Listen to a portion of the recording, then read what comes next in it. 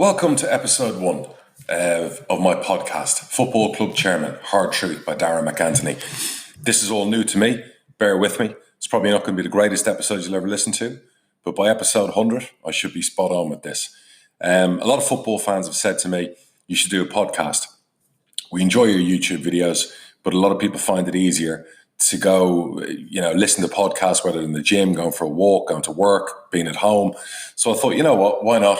At times like this, where a lot of us are in isolation, sitting at home, working from home, I thought, why not do what everyone else is doing and basically start some sort of a podcast? So I thought, what could my podcast be about? How would it sum me up?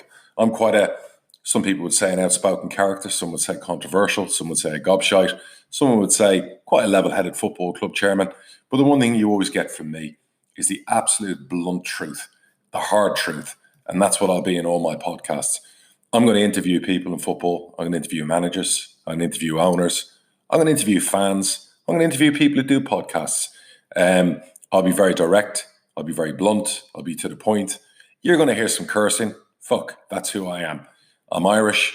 I'm proud of being Irish. Sometimes my language gets away from me, particularly when I'm watching my football team lose. We've all been there, of course. But at a time like this, with the coronavirus basically taking over the world and everything we do, whether it be in the news, affecting our work, affecting our health, affecting our parents, our grandparents, I thought, let's do episode 1. Let's base this on the current crisis, obviously in the world, but in football. And I know people will say now's not the time to talk about football. We need to address people's health. But look, there's a lot of football fans out there. I'm a football fan. Yes, I own a football club, Peterborough United Football Club in League One. So I want to talk about how this virus, the current situation, what's going on in the world, is affecting football, is affecting my football club, and is affecting, obviously, me personally as well. So where do we start? Obviously, if you've seen my video on my YouTube channel, you can go to the link. I did it a few days ago. And on that video, I threw up ideas on what I felt the EFL, the Premier League, the FA, everybody involved in football needed to do. I suggested a stimulus package, not a bailout, not a government bailout, but help for the football clubs for what we're facing. And trust me, we are facing a crisis. It's not just a health epidemic. We're facing basically possible extinction of, I said it today on TalkSport when I did an interview with Jim White this morning. I said possibly up to 30%, if not more, of football clubs in the Football League, and the 72 of them, particularly in League One and League Two, could go into administration by the summertime. So I'm going to discuss this in the podcast. It's probably going to be less than 30 minutes. Again, I want to keep your attention. I want to make it interesting. I want to make it very honest and direct. I want to talk about upcoming episodes and people I'm going to speak to. So let's start with what I suggested to the EFL. I wrote to the EFL a couple of days ago. I got back from Dubai. I've seen all of this take place the last 2 weeks. It's horrible what's going on in the world. But the one thing I know is that we will get through it. We will survive this. Life will resume. We will learn from this, hopefully. And hopefully right now we're taking care of the people that need to be taken care of, particularly people most affected in a certain age bracket as well. Yes, it affects younger people, but as we're seeing with the mortality rates, this is affecting people in a certain age group, and we have to be really respectful and make sure that we're doing everything we can to keep those people safe and helping them as well. So I want you to think about that while you're listening to the podcast. Are you doing your bit to help? Are you doing your social distancing? Are you offering help to those in need who are locked behind closed doors? You know, my dad's 70, he's got asthma. So my biggest concern was making sure that he obviously self-isolates and keeps himself locked away. Watch TV, chill at home. We'll make sure you get food. We get everything you need. I even said to him today, hell, hit Pornhub if you have to. I mean, that's me joking, of course, but knowing him, he'd be on it all day. So in all seriousness, the Football League, the football world is facing an imminent crisis. With all the talk of voiding, cancelling leagues, when do we start again? Today, the EFL obviously announced that there'll be no games until after the 30th of April. I agree with that. I salute their action. I like the course of action they're taking, where they're not talking about voiding our season. They're talking about getting our season back on track once we come through all of this. And hopefully in 6 weeks' time, I think it is from today, we will see this virus get defeated. This virus will be on the way to be beaten, and we can all go back to work, and we can all hopefully get some sort of normality back into our daily lives, because people are hurting out there, particularly people who are going to be out of work. And if you look at the Football League, how does this affect us? I'm going to run through a few of the ways it affects us and why I reached out about a stimulus package that was needed by the EFL. And yes, they brought one out yesterday. I'm going to go into it a little bit more detail. At Peterborough United Football Club, we employ hundreds of people. Young, old, doesn't matter who they are, where they are, they're employed by our football club. Our football club relies on the income from football games, from fans. Right now, we've budgeted through March, April, and May X amount of pounds, nearly up to £1 million in season ticket sales. That's already in our budget. That's been put in place. That's money we expect to come in. Now, obviously, with the virus, that could take a hit. I have to say, so far, the football fans from Peterborough United have been absolutely magnificent because we are actually, and this is a miracle, ahead of last year. That's our fans telling us they've got faith and we'll be here when the season resumes. We'll be here for next season. Hopefully it's in the championship. But it really has, and I said it this morning, it brought a tear to my eye, seeing the support that we're getting from our fan base. It's just incredible. So that's just one scenario. Another scenario for us is basically, with the games called off, we had 2 home games coming up and with a TV game. That alone was nearly 200 grand in lost income. Now, we'll get it back when the season starts again, and that could be in June, it could be in May. We're not quite sure. Hopefully as early as possible when it's safe to resume. But that income for us now through March and April is lost. The other games that obviously we factored into our budget are also lost. So what are we got to do? You look at some clubs, you got Barnet out there. I know they took serious action the last couple of days. Excuse me while I drink my latte. And they basically have let a lot of people go and they've made them redundant. And that's very tragic to see and sad to see. Hearts Football Club have offered pay cuts to people who want to stay. And if they don't stay, they obviously can get their contracts cancelled. For me, every club has to act their own way. I can't speak for the football clubs. I think doing that so quickly, it's horrible to see. But I'm not going to criticise the owners of those football clubs because they're thinking of the long-term health of the club and making sure they're here when normal life resumes and football gets back in action. There's going to be a lot more clubs who are feeling the way Hearts and Barnet are feeling right now. And I said to my partners, Jason and Randy, we had a call about this yesterday and the day before. The most important thing for us is making sure that nobody at our football club loses their jobs.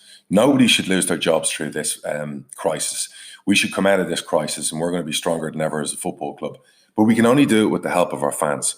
We can only do it working together.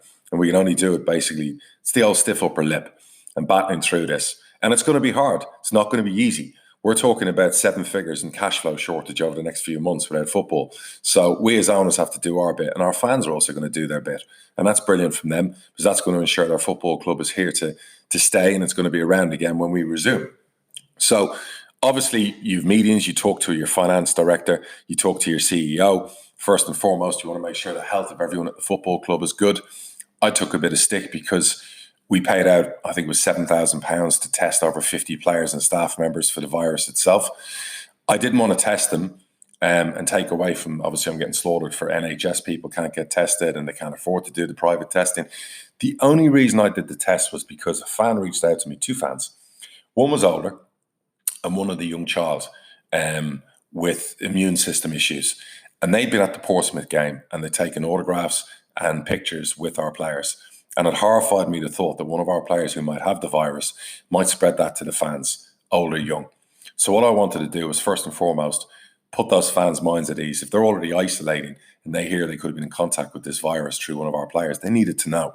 So I kicked into action. I ordered the kits, the tests. People told me not to, obviously, particularly on Twitter. Doctor of another football club came out and obviously had a go at me. He's been in his right. I understand how people feel about it. I totally agree that all people working in hospitals, the medical profession should be getting these tests and they should be getting them for free and they should be getting them straight away. But I went ahead and tested everyone. Today we got all the results back basically 3 days later. Nobody has it. Nobody at that game had it at the time. So I'm hoping that puts some minds at ease as well for the people who are isolating and were at those games. But that's where we're living. That's what we're living with right now. And I thought by taking decisive action, it was the right course of action. I'm not a medical expert. I read Twitter every day and social media like everyone else. And I'm not going to say it's mass hysteria because that would be underpinning what's going on with this virus. But people's opinions who aren't doctors, aren't in the medical profession, don't work for the government. It's just one opinion from another. You'll have opinions here, you'll have opinions there. Everyone has a different thought about this. I think we all agree social distancing has to be done. We look at Spain and Italy and we feel, well, we've got to give this a chance. If that means isolating for 15, 20, 25 days, If that's going to stem the flow, let's do it. If that doesn't work, well, I guess all the governments are going to have to take different action after that. I know one thing's for sure. People have to eventually go back to work. Football clubs are going to have to go back to being a business, because if this goes on for months and people have to stay indoors, we're going to have a financial depression that will wipe out everyone's economical health, and it'll be worse than anything ever seen before. So I don't know. The strong calls are going to have to be made. Tough decisions have to be made.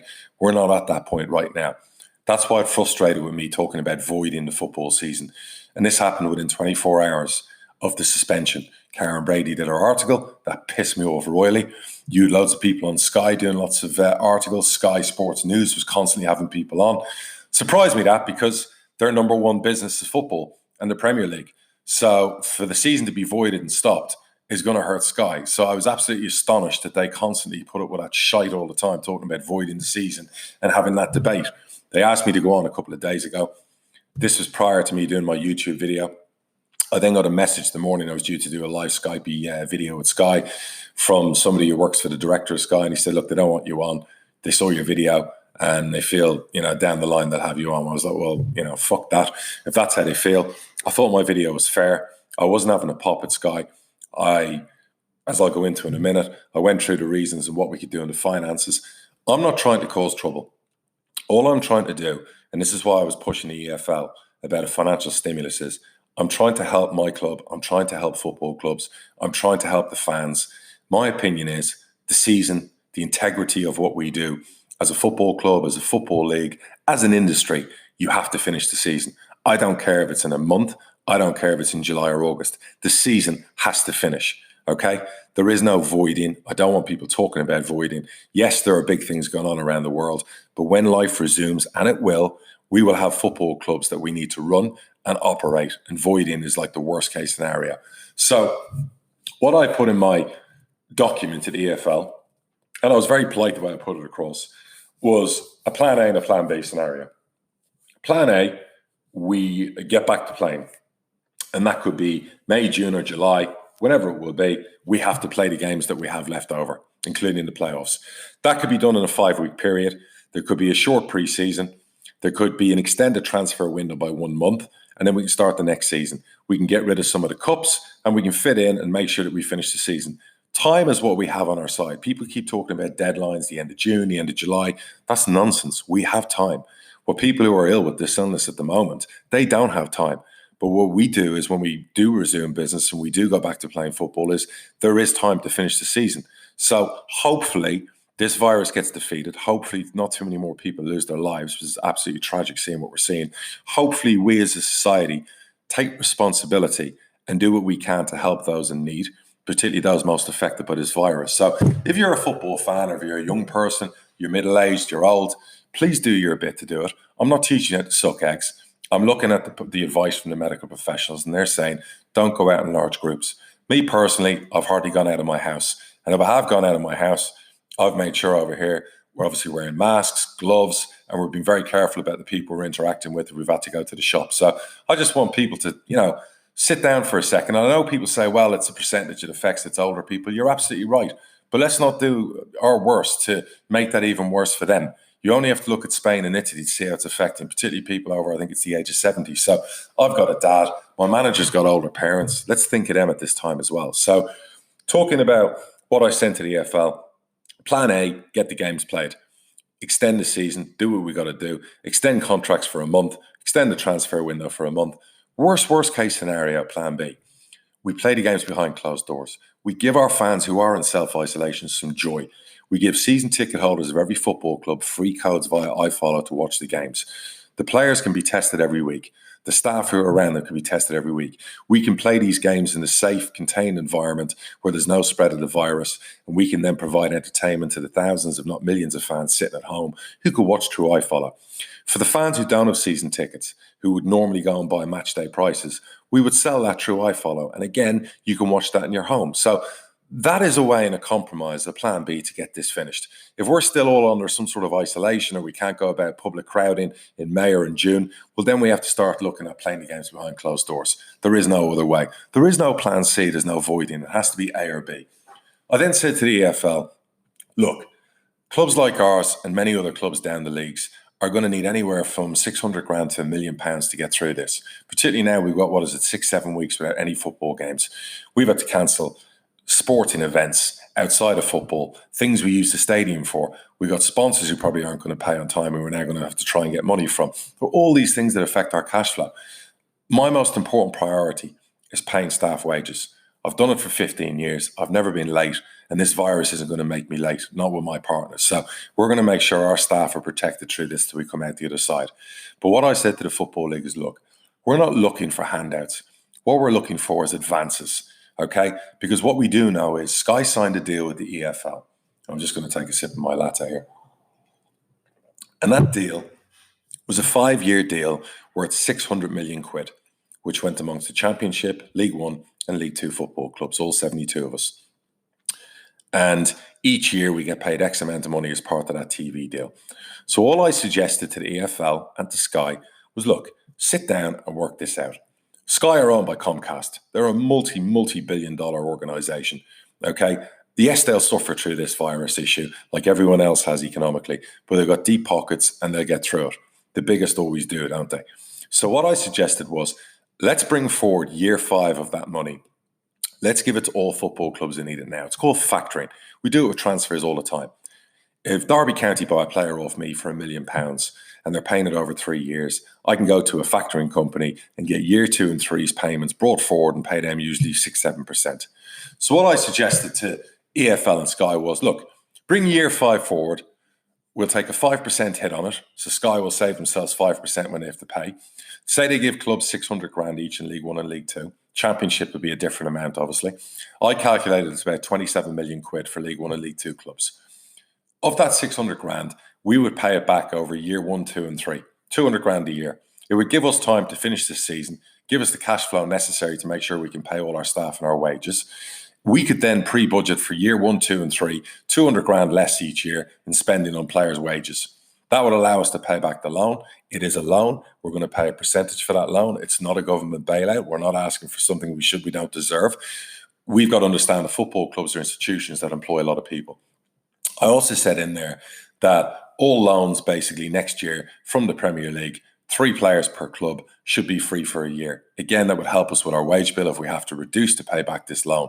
We would knock that on to non-league and offer 3 to 4 under 21 players for Football League clubs, and they wouldn't have to pay any wages. So Peterborough United could basically pick a club in non-league and give them 30% of their playing staff for free next year. That would be tremendous for their budget. So it's a way of us being a football family and all in this together. Now, these are conversations I'm aggressive about, and I'm still going to have. I'm going to keep pushing the narrative all the time because I feel it's really important, because when all is said and done and life does resume and football does go on, we have to have clubs to go back to, and fans have to have clubs to be able to support. And there are fans out there worried about their football clubs. And that's why it's beautiful that our fans are buying so many season tickets. That's, if you're a football fan and you have money and you can afford to sit this out and you've been sent home from work isn't affecting you, go and buy a season ticket, go and buy a kit. Go and spend some money with your football club. You'll get it back. Trust me. At the end of the day, your football club needs you. The staff at those football clubs need you as well at this time. If you can't afford to do that, don't worry about it. All right. I'm not asking people to do something that they don't want to do or they can't afford to do. I'm not trying to guilt them into it. I'm just saying, let's be a football family and help each other. That was my idea. They're the things I threw across the EFL. There were a couple of other things I've suggested. I've also basically done another document because since I sent it in, and I'm not trying to take credit for what the EFL did, they've got clever people, Rick Parry and co, running the thing. They obviously took a lot of points on board for me and many other owners. They came out with a stimulus yesterday where they've given us some of our money that were due for, I think in our budget, it was for March, April and May. They brought it forward to give us some one lump now, and that's great, but we've already pre-budgeted for that money anyway. And they gave us 150 grand advance on future monies. So not quite the 600 grand I wanted, but it's a start. And what I loved about it was they came out before the Premier League, bang, straight away, 50 million. We're going to help Football League clubs. I love that. I was proud to be a member of the EFL when I saw that. I was proud that Rick Parry is now leading the charge because he's just obviously been appointed recently in charge of the EFL. And I just think it's a great start, but it's a start. And we're going to need a lot more than that. And we're going to need a lot more than that in the coming next 3-4 weeks for clubs. And yes, we can make sure whatever the money is that it's spent properly. 600 grand to clubs can't go in and go out to directors or owners. It has to go in to be paid on club wages and staff only. And that's fine to put that caveat in there. And I don't see the issue with sitting down with Sky, sitting down with whoever necessary from the Premier League and looking at this and coming to a deal. A deal can be made. I'm sure those conversations are going on right now. I'm not sure why Sky didn't want me on TV. Maybe they felt I was going to talk about it, but that's not my style. I wouldn't have done that. I put the video out in advance on purpose, so in case they wanted to ask me about it. But look, I'm happy to do interviews. I'm going to keep talking about this. I'm going to go on as many shows as possible. What we've got at the moment is time. For those of us at home, and I'm at home, as are my 3 children, driving my wife mad. And I said to you, the divorce lawyers will be on speed dial now with all of this kind of school isolation. The one thing I know for sure is that my football club's been around 75 odd years. It's going to be around hundreds more years. And it's not going to die on my watch. It's not going to die on my partner's watch, Jason and Randy's either. And I spoke to them and they're with me in this. We're going to do everything in our power that we can to make sure that when the season resumes, we bounce back stronger than ever.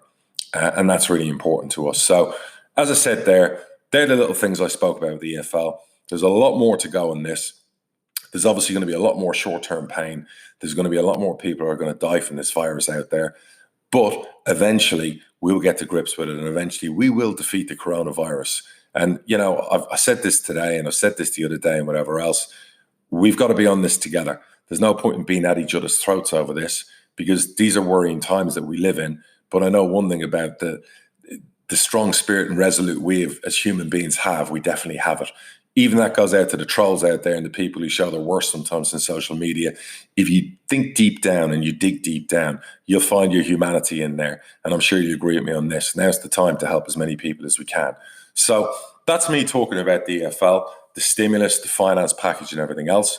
Again, I'm being hard truth with this because I have to be. I really... You know, it makes me happy to see a lot of ex-footballers, a lot of pundits, a lot of people agree with me on this and talk about, you know, stop talking about voiding. And then the people who do talk about voiding, I wonder what the agenda is. I don't quite understand. I see people like Richard Keys is on Twitter talking shite yesterday about it and, you know, the season doesn't matter and cancel it. And again, I go, well, hang on a second. We're in March here. You know, we've just suspended the league. Why are we talking about cancelling something that's, you know, no disrespect, but we run a business. And I know other people, Piers Morgan said the same. He wants to cancel the league and everything else. Well, that's great. But if somebody said to him, we're going to cancel Good Morning Britain and you're not getting paid for the next 2 years or a year while we isolate and we do whatever else, we'd see how he respond to that. And I like with Piers Morgan. I love listening to his stuff, but I just thought it was just so OTT and leave the industry alone and stop talking about voiding it. You know, because at the end of the day, the industry is made up of hundreds of football clubs, you know, from the Premier League to the Football League to grassroots. What we don't need is this voiding nonsense. Not with the amount of money that we've all put into this season so far, the Coventrys of the world, the Leeds of the world, the Liverpools of the world, the Crews of the world. It's not fair to their fan base. It's not fair to the directors and owners and staff at those football clubs. They're already hurting through what's going on with this virus. And all you're doing is piling drivel on top to make people uneasy and uncertain. And that shouldn't be that way at the moment. So for those people out there who are going on with this drivel, and I include Karen Brady and that and whatever else, stop with the agenda. I don't mind if you want to talk about, like Piers Morgan does, and he's banging on about the virus. And he's right to. I have no problem with that. Every time you open Twitter, he's on there screaming at the British government. Fair dues. I understand. He's got a mother. He's concerned about what's happening around the world. We all are. But when it comes to our industry and our business, you know, give it a rest. Because you don't work in it, you're not involved in it, you're not employed by it. Speak to my 200, 300 employees I have. Ask them if they want to void the season, put our club in absolute catastrophic consequences from voiding the season and see people lose their jobs. Because that's going to affect them, you know, and that's the bottom line. So, as you can tell, I feel quite strongly about it. Avoid using the word void around me because it's not a word I like. What am I going to do the next couple of weeks? I had a great conversation with my football manager today. We spoke about the players now aren't going to be in training until I think the 3rd or 4th of April, as per the EFL directive we got today. So what we'd said last week, we spoke about a couple of plans on this.